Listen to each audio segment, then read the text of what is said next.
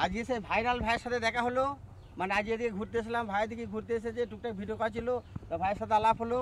হ্যাঁ, ভাইয়ের সাথে দেখে খুব শান্তি পেলাম, খুব ভালো লাগলো।